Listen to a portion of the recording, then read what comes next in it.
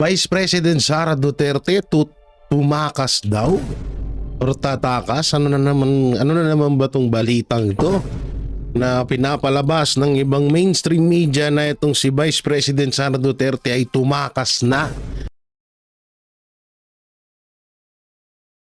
Bago tayo mag-umpisa, baka pwede nyong i-like ang video na to.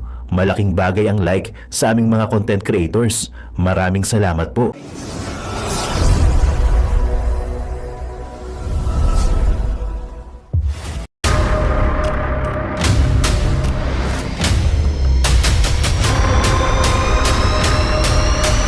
Bago tayo mag-umpisa, baka pwede nyong i-like ang video na to. Malaking bagay ang like sa aming mga content creators. Maraming salamat po.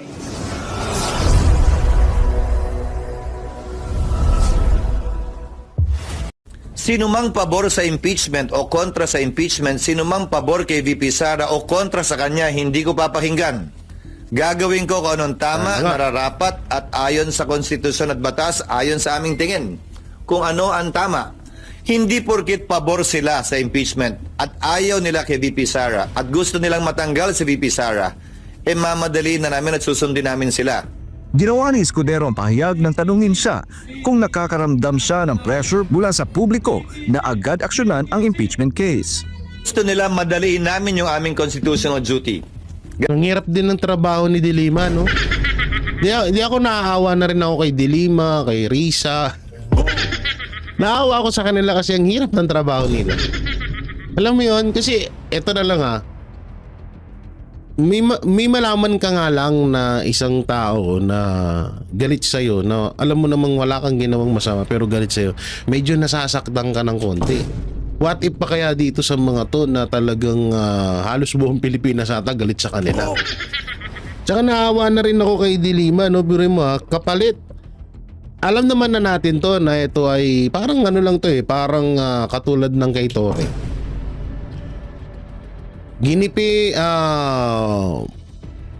Inalok si Tore ng posisyon na maging PNP chief ng kapulisan.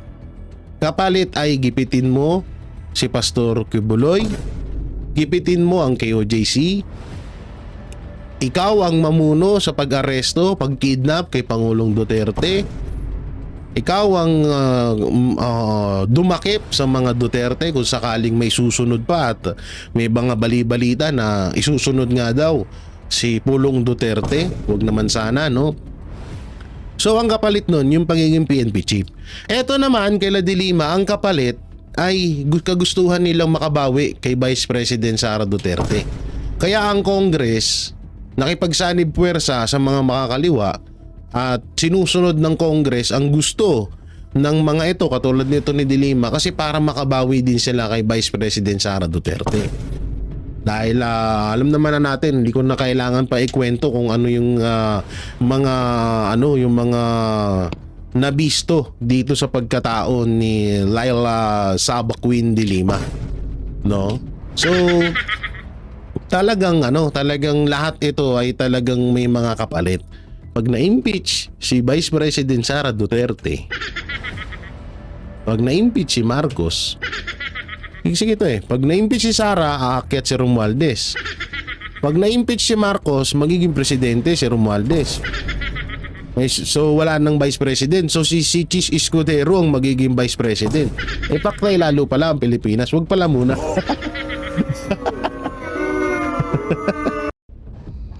Boom! Yun, alright guys, magandang araw sa inyo. It's me again, Boy Sardinas, isa sa miyembro ng Banateros Vloggers. So ayan mga babae, nakita nyo, preview pa lang, no? VP Sara tumakas na. My God, ano ba naman tong mga live stream media na to? Nagpapakalat ng mga ganyang mga senaryo. Walang Duterteng duwag. Oh man, I hate that message. I hate that message ng mga live stream media. Okay, mga babayan, napanood nyo naman yung preview ni Tol J. Guevara. No, paki-subscribe po, Tol J. Guevara. Napakalupit ng pag-uusapan natin. Sana aabot ka sa full video. At kung hindi ka naman naabot sa full video, ikukwento ko na sa'yo yung laman ng video. Dahil baka pang pang preview ka lang. Okay? So mga babayan, dito nga po sa ating mapapanood at napanood nyo yung preview, mga kababayan, ay itong live stream media ay nagpapalabas na naman ng si BP Sara ay tumakas na o nawawala na. My God, I don't like that message. Aba, saan mo naman nakuha yung salita na yan, no?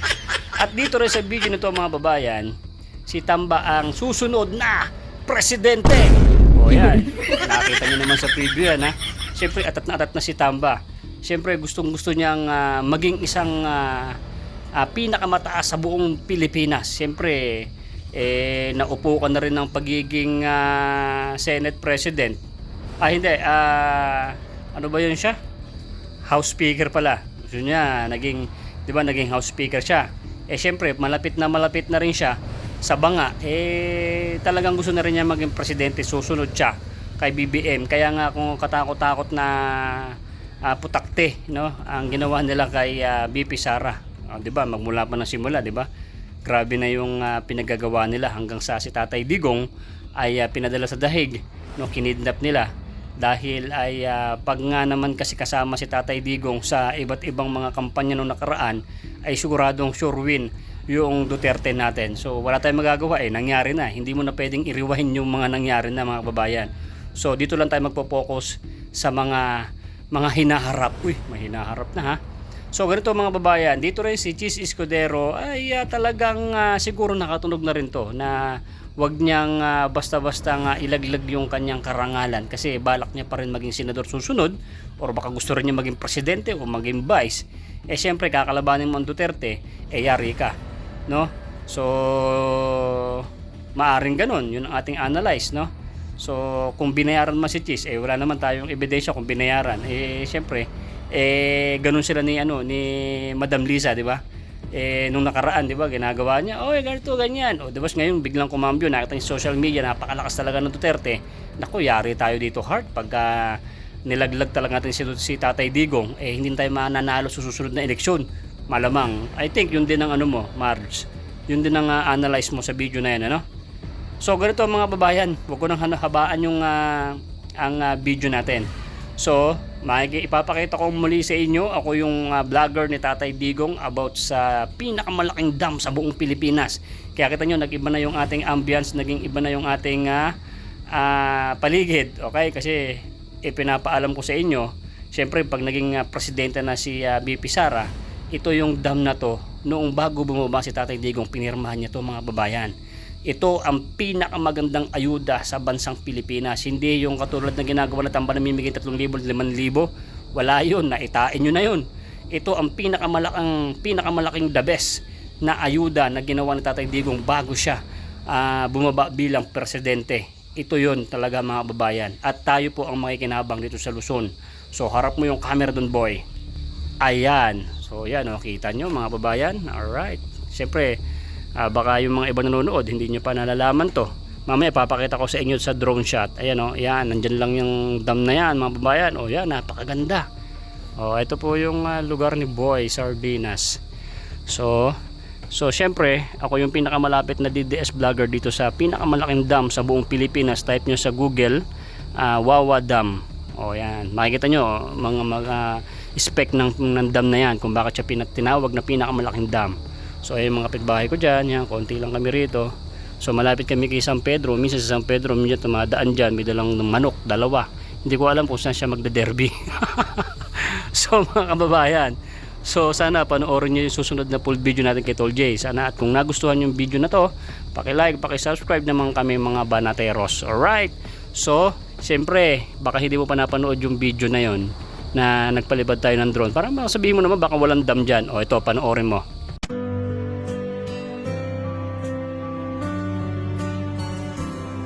Ang bulong ay kumalat na, isa ang nais nila, isigaw ang nadarama. Pilipinas muling magsama-sama, Pilipinas Duterte pa rin ang tunay na nagmamahal sa atin.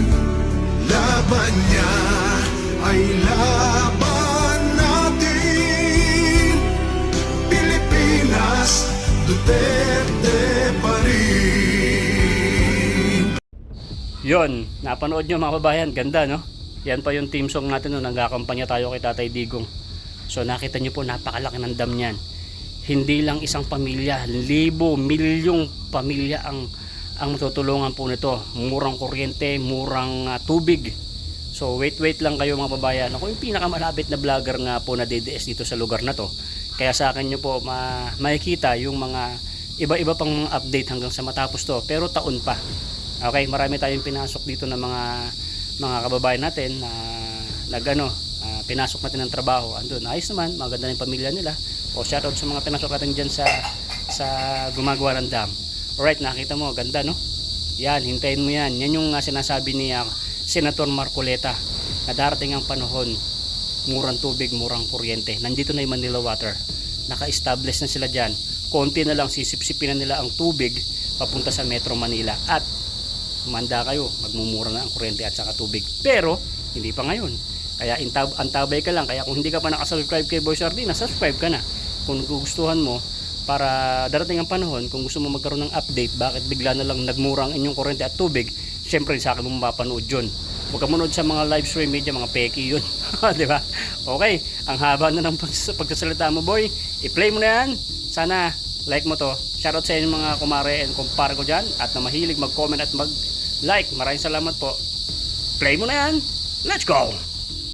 Vice President Sara Duterte tumakas daw or tatakas. Ano na naman ba tong balitang ito na pinapalabas ng ibang mainstream media na itong si Vice President Sara Duterte ay tumakas na?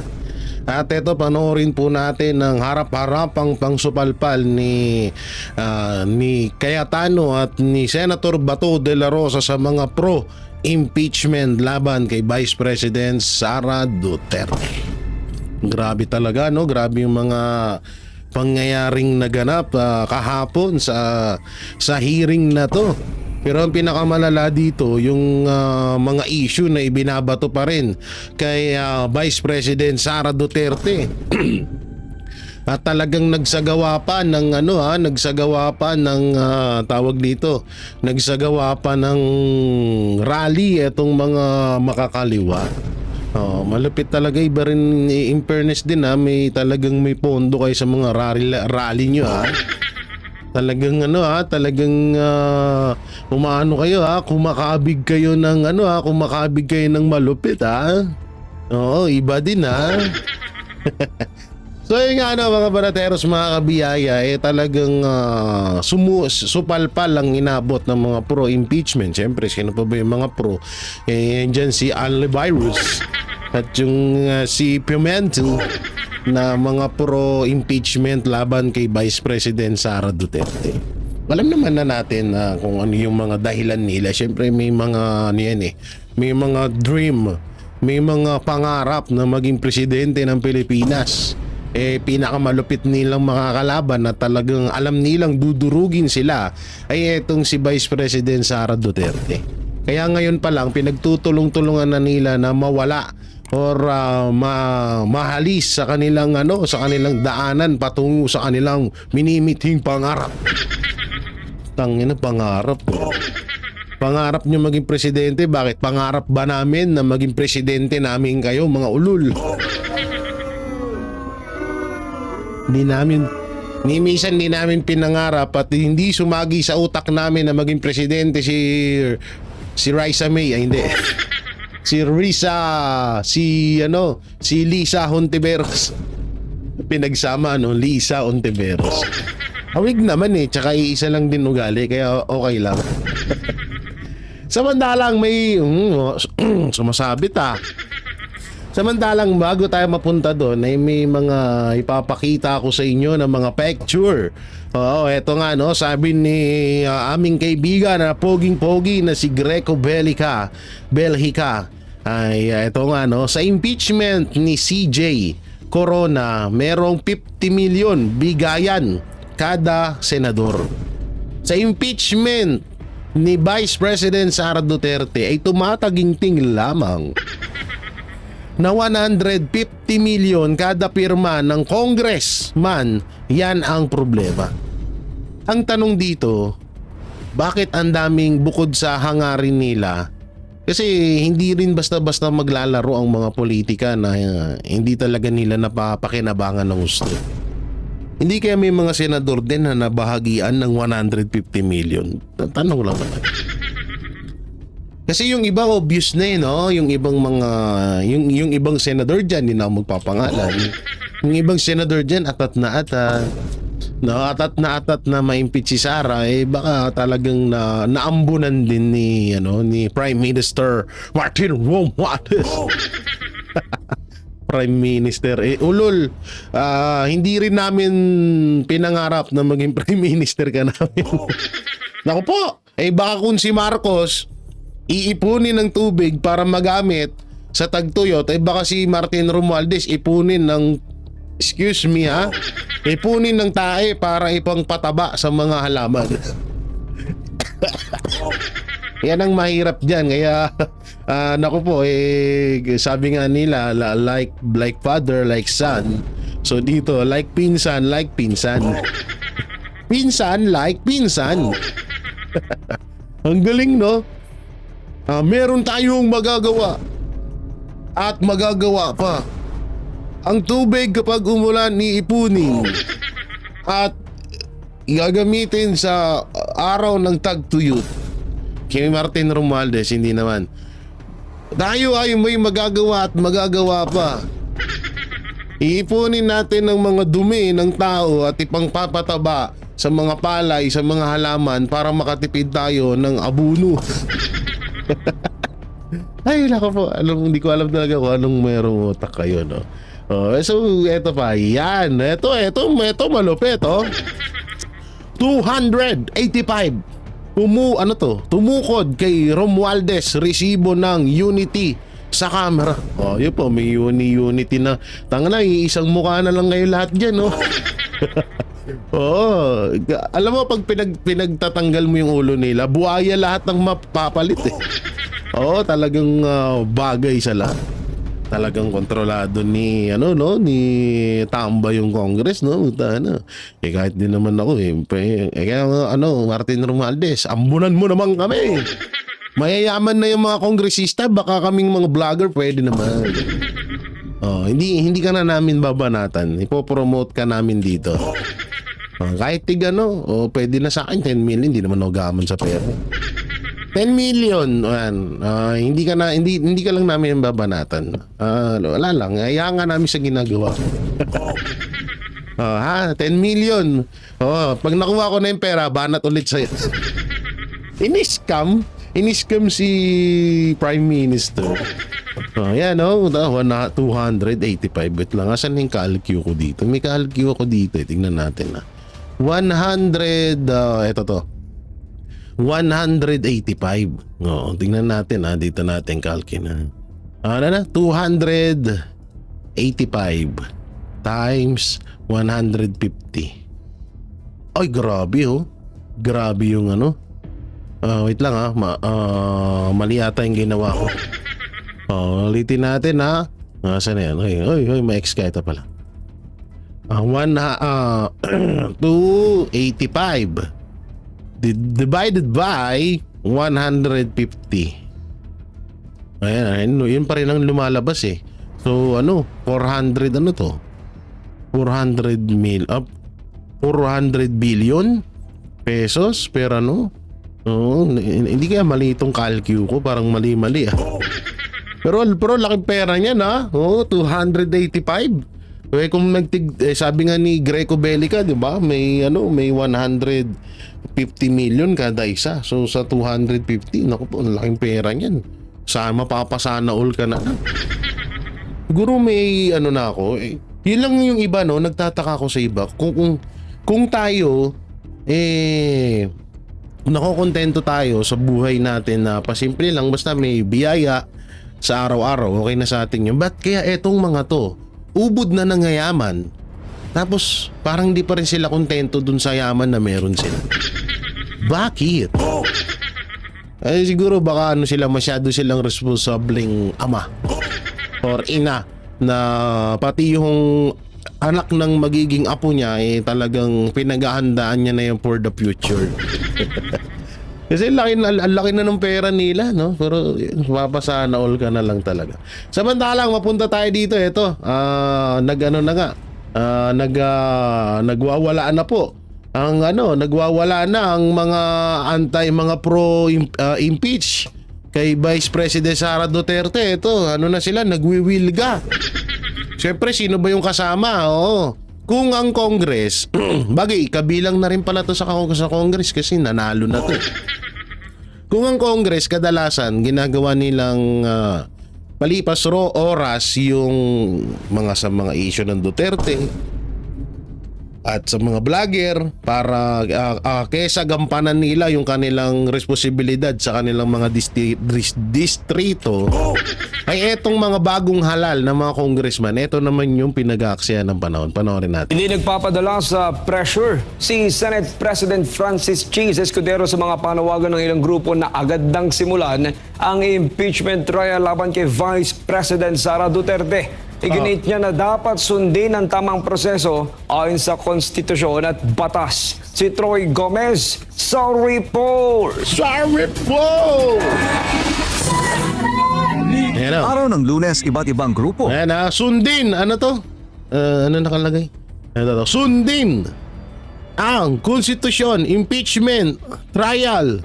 Ngayon, ayan, sundin daw ang konstitusyon. Anak ng teteng. Kayo pa yung may ganang magsalita ng konstitusyon pero yan din ang palagi nyo nilalabag. grupo ang sumugod sa Senado upang ipanawagan na agad nang simulan ang Kawawa tong nakasalaming bata. Sino to? Puta na andito na naman si paring adik ko. Paring adik. Kung may paring RJ sa Banateros, merong paring adik sa mga sa mga kawawa naman si RJ. Ginawa pa ako halimbawa tol. May paring RJ, may paring RJ. Wala, nagkagulo-gulo na tuloy. May paring adik sa mga anti-Duterte, isa siya dyan, ano to ba? Umiyak ka na ba, Dilima? With feelings, rally na lang with feelings pa.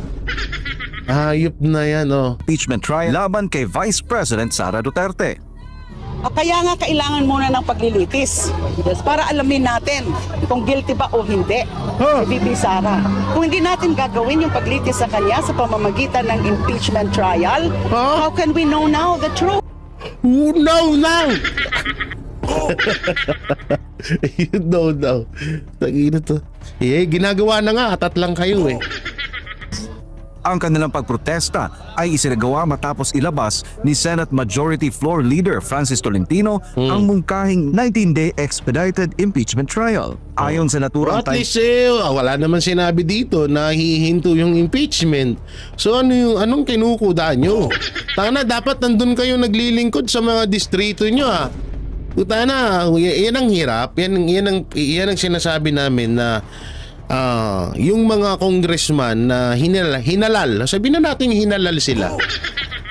Dapat naglilingkod sila sa mga distrito nila, pero anong ginagawa? Nakatutok lamang sa mga Duterte. So ibig sabihin, pinapasahod natin sila ng ganyan lang ang kanilang trabaho. Iyan yung masaklap dyan Kaya talagang dapat tinaalis na yung kamera na yan. Walang kwenta. table, maaring simulan ang impeachment trial sa Hunyo 11 at tapusin bago magsara ang ika-19 na kongreso sa Hunyo 30. Liwanag Suportado naman ang panawagan ni Senador Wing Gatchalian, Coco Pimentel, Mig Zubiri, Joel Villanueva, Nancy Binay at Risa Hontiveros. It is our constitutional mandate. The Constitution tells us to do so. The Constitution is the Bible of our country. We have to follow our Constitution. Dagdag pa ni Zubiri, mahalagang magpulong ang mga senador sa isang caucus upang pag-usapan ang issue, lalo't may mga panukalang batas pa na hinahabol ipasa bago magsara ang Kongreso. And as far as I know, the only knowledge of this impeachment, as far as I'm concerned, is what his statements are in the media. Sana naman he tells us, either one by one or as a whole. Wala talaga kaming alam. Ngunit sa kabila ng mga panawagan, tumanggi si Senate President Francis Cheese Escudero na madaliin ang proseso ng paglilitis na ani dapat isagawa alinsunod sa konstitusyon. Hindi kasi gusto nila iparating itong mga anti-Duterte. Gusto nila na wag nang litisin o rektang i-impeach na si Vice President Sara Duterte. So magulo din sila kasi gusto din nilang madaliin, gusto nga nilang mamadali para ma-impeach na. So ang katwiran nga dyan ng ibang mga senador, hindi pa pwede kasi nga unang-una, kapag ginawa namin yun parang dumepende na lang kami din sa inyo, mga hayop kayo. Di walang murang ganun wala. So parang ganun nga parang dumepende na lang ang Senado sa mga kagustuhan ng mga makakaliwa, ng mga gustong i-impeach si Vice President Sara Duterte, 'di ba? So tsaka ito pa yung isa. Kung kagustuhan, kung gusto nyong madaliin ng impeachment, dapat isabay natin si Marcos. Kasi puro sila confidential fund, ang daming problema na kinakaharap ngayon na talagang pwedeng or katwiran na pwedeng i-impeach or ma-impeach si Marcos Jr. Yan ang mahirap dyan Nakadepende lang kayo sa Duterte. Sinabi ko na yan din nung simula. Sino mang pabor sa impeachment o kontra sa impeachment, sino mang pabor kay VP Sara o kontra sa kanya, hindi ko papakinggan. Gagawin ko kung anong tama, nararapat at ayon sa konstitusyon at batas, ayon sa aming tingin. Kung ano ang tama. Hindi porkit pabor sila sa impeachment at ayaw nila kay VP Sara at gusto nilang matanggal si VP Sara, mamadali na namin at susundin namin sila. Ginawa ni Escudero ang pahayag nang tanungin siya kung nakakaramdam siya ng pressure mula sa publiko na agad aksyonan ang impeachment case. Gusto nila madaliin namin yung aming constitutional duty. Ang hirap din ng trabaho ni De Lima, no? Di ako naaawa na rin ako kay De Lima, kay Risa. Naawa ako sa kanila kasi ang hirap ng trabaho nila. Alam mo yun, kasi eto na lang may malaman ka nga lang na isang tao na galit sa'yo, na alam mo namang wala kang ginawang masama pero galit sa'yo, medyo nasasaktan ka ng konti. What if pa kaya dito sa mga to na talagang halos buong Pilipinas ata galit sa kanila? Tsaka naawa na rin ako kay De Lima, no? Pero mo kapalit. Alam naman na natin to na ito ay parang lang to parang katulad ng kay Torre.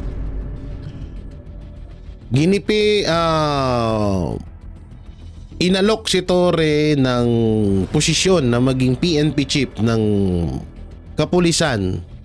Kapalit ay gipitin mo si Pastor Kibuloy, gipitin mo ang KOJC, ikaw ang mamuno sa pag-aresto, pag-kidnap kay Pangulong Duterte, ikaw ang dumakip sa mga Duterte kung sakaling may susunod pa at may mga bali-balita na isusunod nga daw si Pulong Duterte. Huwag naman sana, no? So ang kapalit nun, yung pagiging PNP chief. Eto naman kay De Lima, ang kapalit ay kagustuhan nilang makabawi kay Vice President Sara Duterte. Kaya ang Congress nakipagsanib puwersa sa mga makakaliwa at sinusunod ng Congress ang gusto ng mga ito katulad nito ni De Lima kasi para makabawi din sila kay Vice President Sara Duterte. Dahil alam naman na natin, hindi ko na kailangan pa ikwento kung ano yung mga nabisto dito sa pagkatao ni Laila Saba Queen De Lima, no? So talagang lahat ito ay talagang may mga kapalit. Katulad na lang yan, nagulat tayo na number 1 ang Akbayan Party List na pumasok pa to kung ano ni De Lima. So doon pa lang halatado na at alam naman natin na gagawin silang puppet ni Romualdez. Gagawin silang puppet kung may puppet si Marcos, katulad lang yan nila Gadon, nila Torre, yan, yung magkapatid na Remulla, yan, mga puppet ni Marcos yan So meron din dapat si Pinsan. Alam nyo naman na piling presidente si Pinsan at sabi nga ni Amy Marcos na Romualdez at Araneta na nga lang ang nagmamanipula ng bansa natin. So sabi ni Amy Marcos yan, hindi nanggaling sa akin yan. Inano ko lang, kinover, wow, cover. Ano yung kanta? So yun nga no, so ganun din kay Romualdez. So sino ba tong mga puppet na to? Yan, una si Risa Ontiveros, Laila De Lima, yung tatlong idiot na makakaliwa. Hindi ko nababanggitin yung pangalan kasi minsan nagbabara tong ano ko, itong channel ko, yung cellphone ko naglalag. Tong laptop ko naglalag pag nababanggit ko yung mga pangalan ng tatlong idiot na yan. Basta binansagan sila na The Three Idiot. Yung The Three Idiot sa movie, maganda yun kasi talagang nakaka-inspire. Dito, ito nakakabuisit. Etong Three Idiot na to. At marami pa. Maraming puppet si Marcos na ginaanan na hinahawakan niya para labanan si Vice President Sara Duterte. Kaya nga, kagaya nga ng sinabi ko, dahil nga sa ambisyon. Kasi kung si Lisa ambisyon na maging presidente, paano pa nga si Romualdez? Gusto nga niyan Prime Minister. Wow! Social ka ha? Oo, yung iba, presidente. Kumbaga, hindi naman masamang mangarap. Lahat naman tayo may mga may karapatan mangarap. Kaso i-over yung kay Romualdez, Prime Minister. Talagang panghabang buhay na posisyon ang kagustuhan ng hinayupak. Okay, tuloy natin to kay Cheese Escudero. Gagampanan namin yun, pero hindi sa oras na gusto nila porkit nagmamadali sila. Wala namang nagsabing hindi namin gagampanan yun dahil sabi ko nga, proseso ito na dapat sundan at sinusundan. Hindi sa oras na gusto nila, hindi sa pinili nilang panahon. Samantala, naglabas ng opisyal na pahayag ang kampo ni Vice President Sara Duterte. Ayon sa kanilang defense team, handa silang humarap sa impeachment trial Ano upang pala? patunayan na walang basihan ang mga akusasyon laban sa kanya. Para sa Diyos at sa Pilipinas, Pero ang pinakamalala dito, may balita nga na tumakas na daw to si Vice President Sara Duterte. So yan yung papakita ko sa inyo mamaya. Dito muna tayo sa isa pang video. Pakinggan nyo to ha. Dito kasi, dito sa video na to ni asan yan? Ni Senator Cayetano, dito ay binueltahan niya yung mga estudyante. Sa tutusin dapat hindi pala ito muna, ito pala dapat muna. Yan, andito yung pinaka-kwento niya, tapos panoorin natin yung pinaka-full video. Dito kasi binueltahan ni Senator Lino Cayetano, ni Senator Alan Peter Cayetano, itong mga law student na ng impeachment kay Vice President Sara Duterte. Alam nyo, dapat anak ng teteng, yung mga yung pinagtutuunan nyo ng pansin, hindi yung pati ba naman dito nakikisaw-saw kayo. So, panoorin natin. Ay panawagan po ang isang abogadong senador sa mga law school na nakikisaw-saw ngayon sa issue po ng impeachment laban kay Vice President Sara Duterte. Narito ang balita ni MJ Montehar. Nanawagan ng 5D ng Ateneo Schools and Colleges na ituloy na ng 19th Congress ang impeachment trial laban kay Vice President Sara Duterte. Kasama sa nag-issue ng statement ay ang mga dekano ng Ateneo de Manila University School of Law, Xavier University Ateneo de Cagayan School of Law, Ateneo de Davao University College of Law, Ateneo de Zamboanga University College of Law, at Ateneo de Naga University College of Law. Bukod sa Ateneo, nagsalita rin sa issue pabor sa impeachment ang De La Salle University, mga miyembro ng UP College of Law Faculty at San Beda Graduate School of Law. Ayon sa So itong tanong dyan, bakit etong mga estudyante na to or etong mga paaralan na to nakikisali? Alalahanin natin, dyan nanggagaling lahat ng mga recruitment ng mga NPA. So ano ba ang papel ni Vice President Sara Duterte sa mga NPA, sa mga makakaliwa? Ano pa ba? Kasi nga isa ang mga Duterte na pumuksa sa mga makakaliwa dito sa Pilipinas.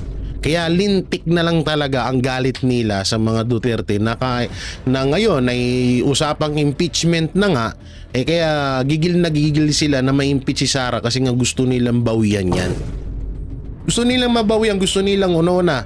Maraming ang purpose nitong impeachment na to. Pag nawala sa kapangyarihan bilang Vice President Sara Duterte, bilang Vice President etong si VP Sara, yun, pwede na nilang atakihin.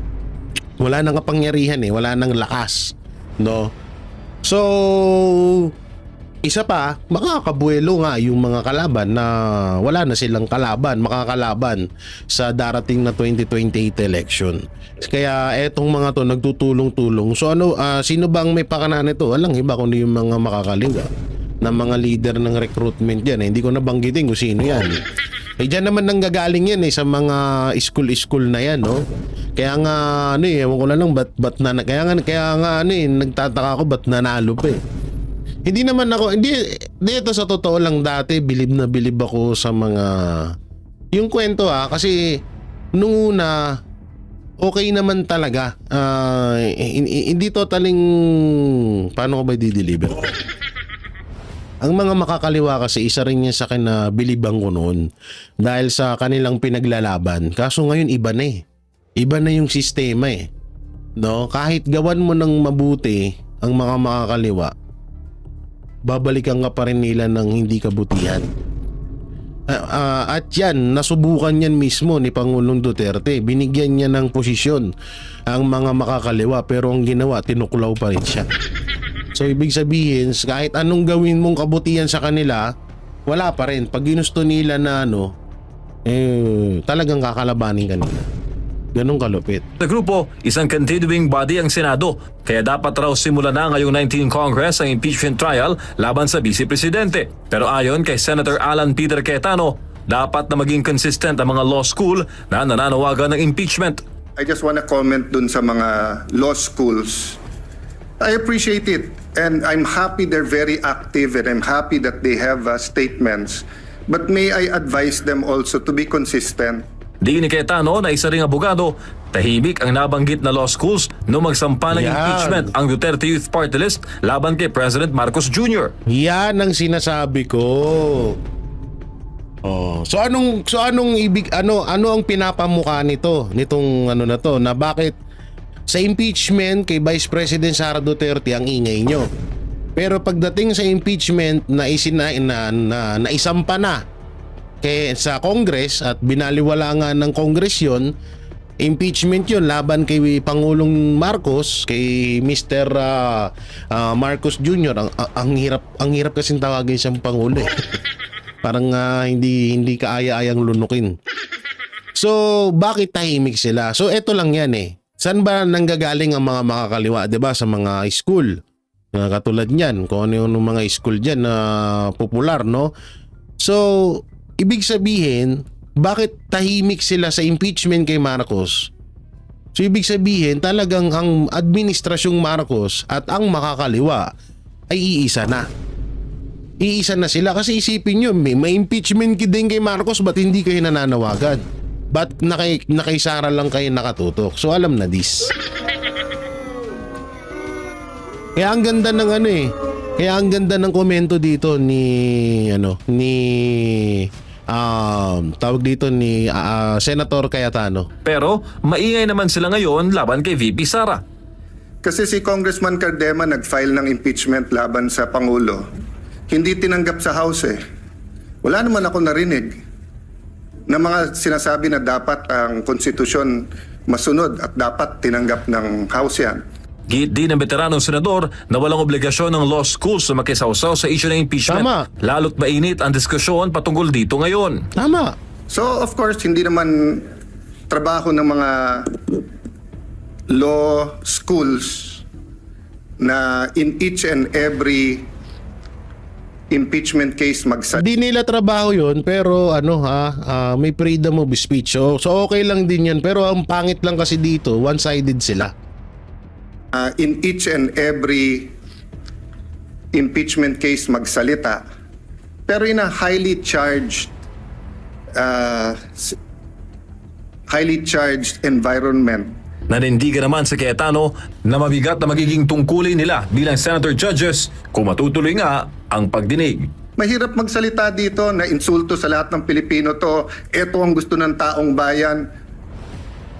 Ang daming lugar sa buong Pilipinas yung Duterte nanalo ang kampanya nila, wag ituloy yung impeachment Boom! Para sa Diyos, Wala na, ang linaw nun. Ganda nun, palakpakan natin.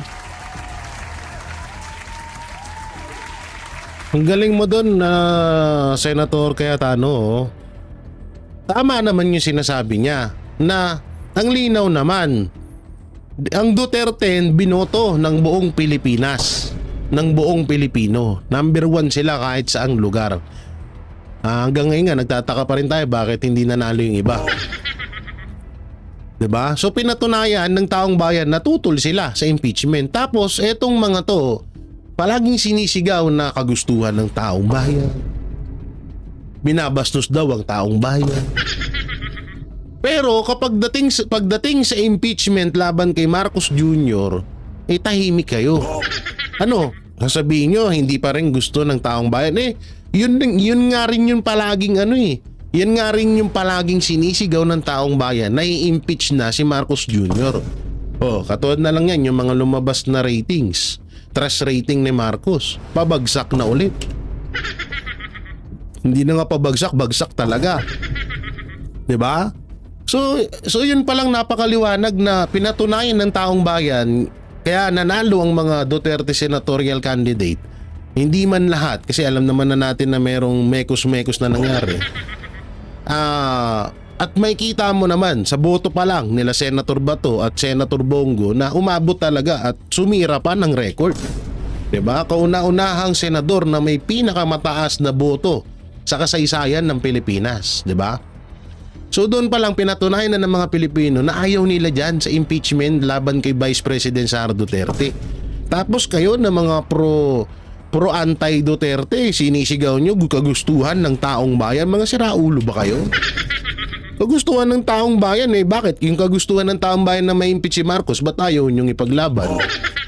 Diba? Para patas. I-impeach nyo si Marcos, i-impeach nyo si Sara. Tapos, kaso nga lang may problema.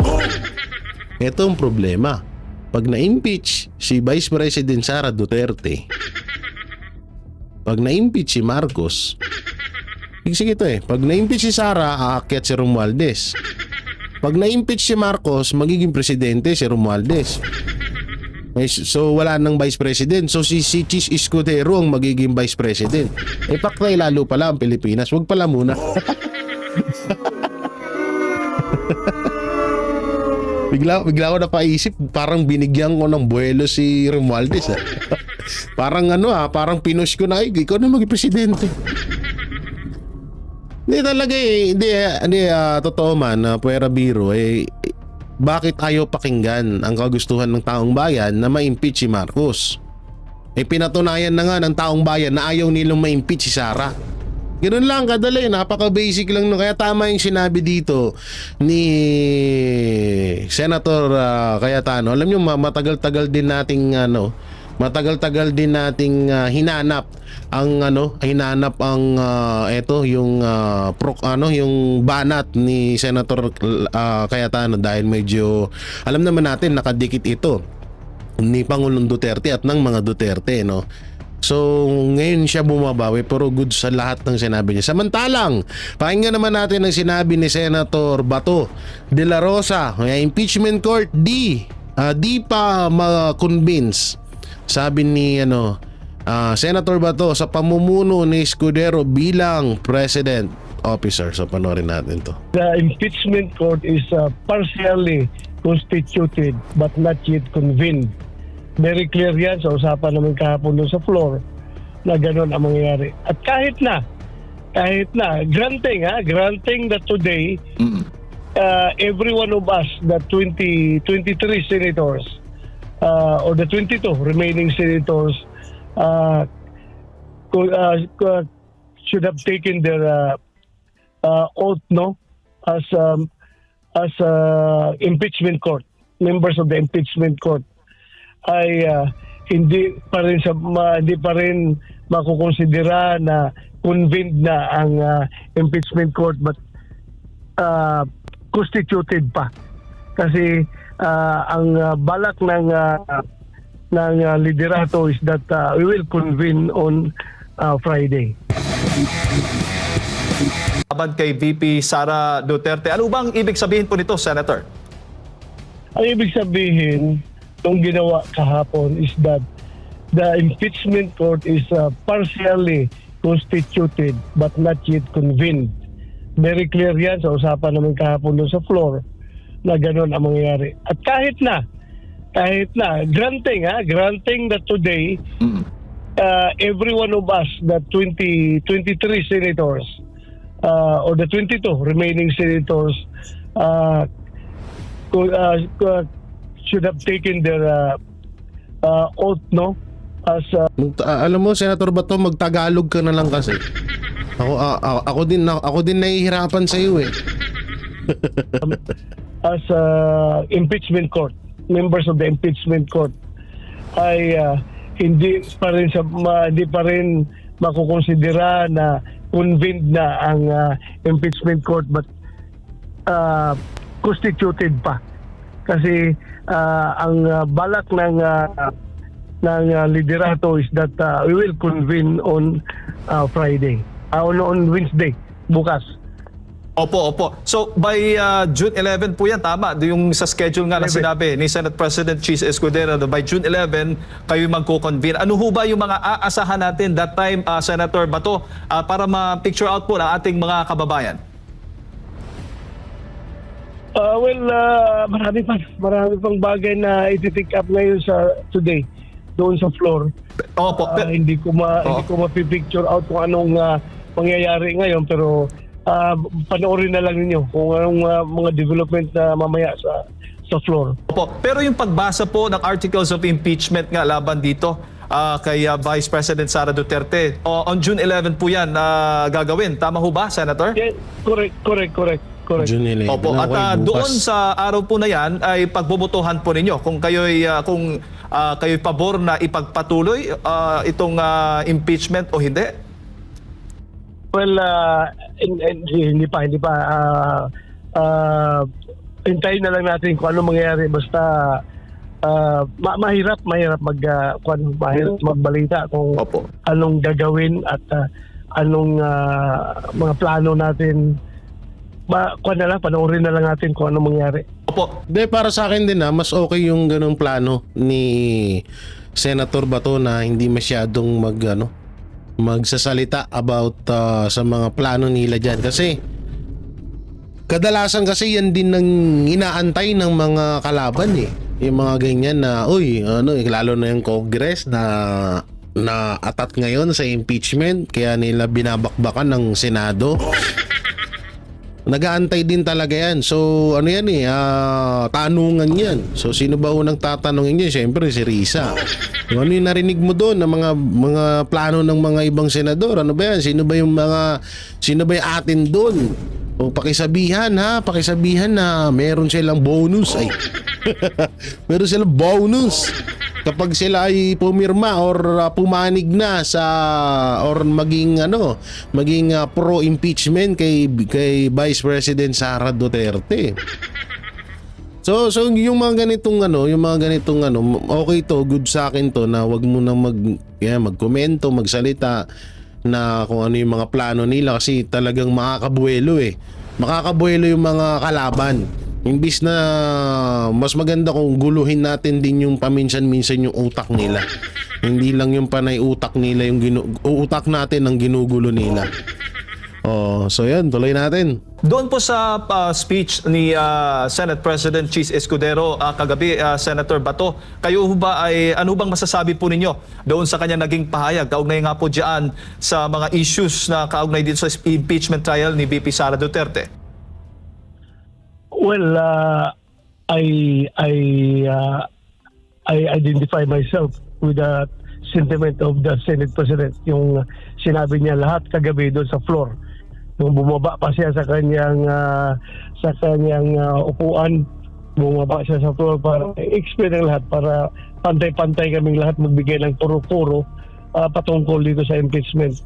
So, agree ako doon sa mga sinasabi niya kagabi. Opo. Ang isa sa mga issue, dapat itawid ang impeachment trial ni VP Sara from 19th Congress to 20th Congress, Senator. Sorry. Yung particular issue na yun is medyo meron kaming disagreement.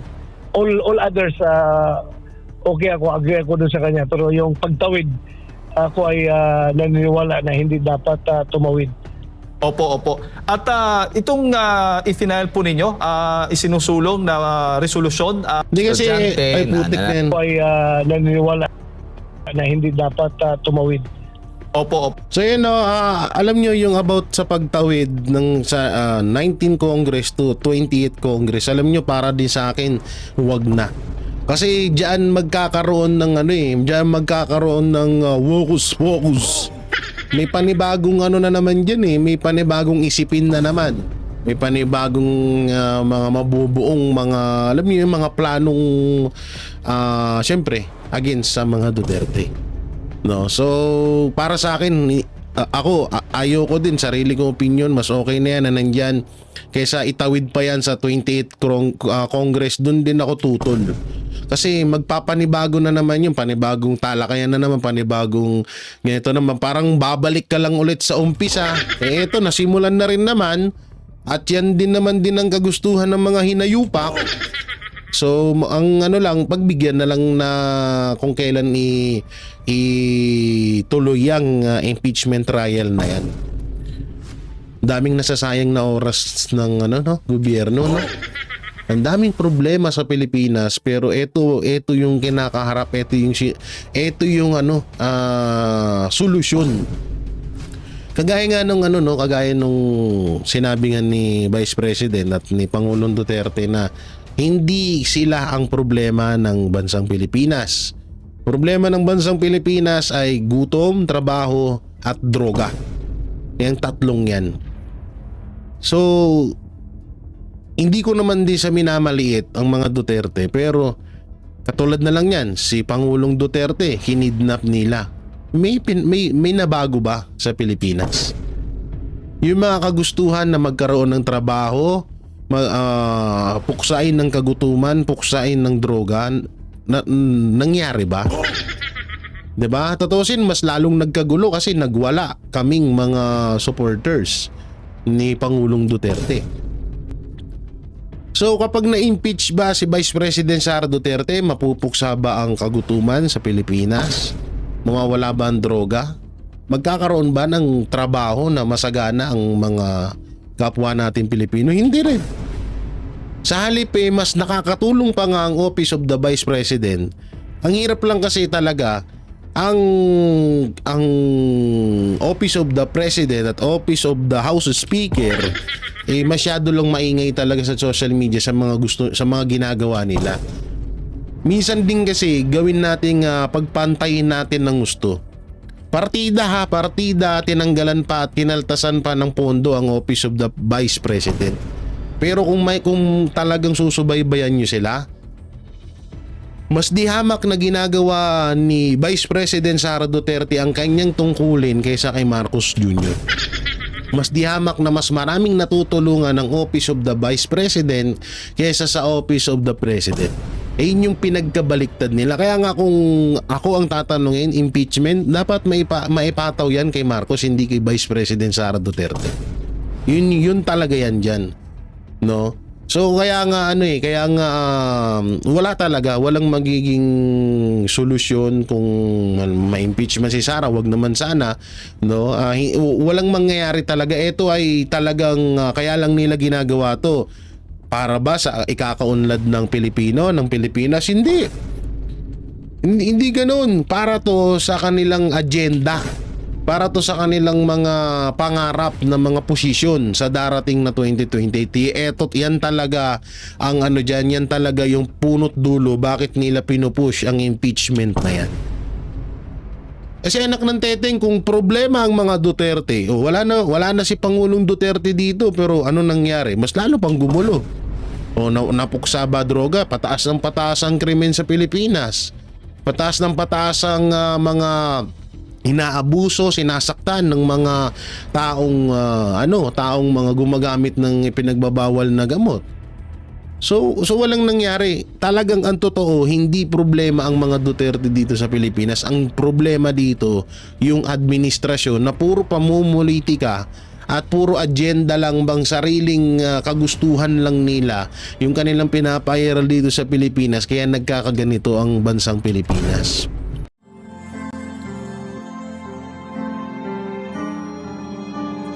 melody ng song? Ang bayan ko'y pinagpala pagkat sa amin pinigay ang isang biyaya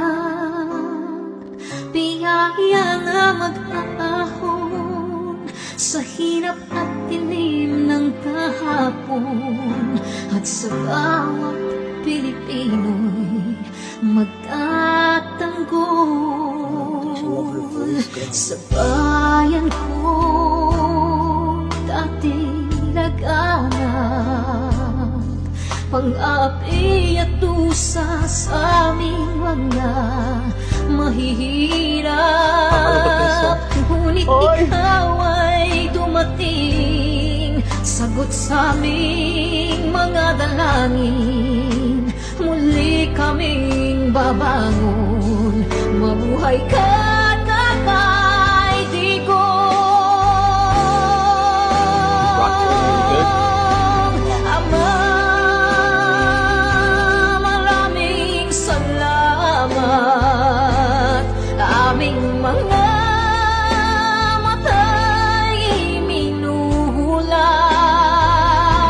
gawain ng masasamay iyong isiniwalat ikaw lang ang pag-asa naming lahat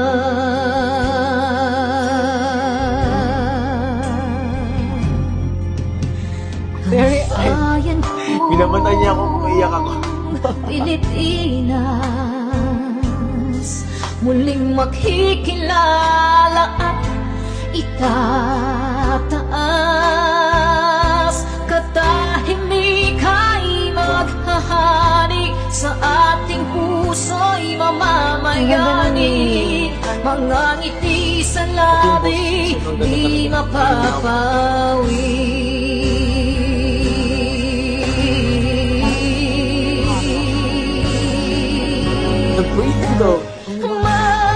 Mabuhay ka, Tatay Digong, maraming salamat. Ang malasakit sa Pilipino ay walang kasing tapat. Ika'y paglalaban ng iyong mga anak. Tunay kang biyaya sa bansang Pilipinas.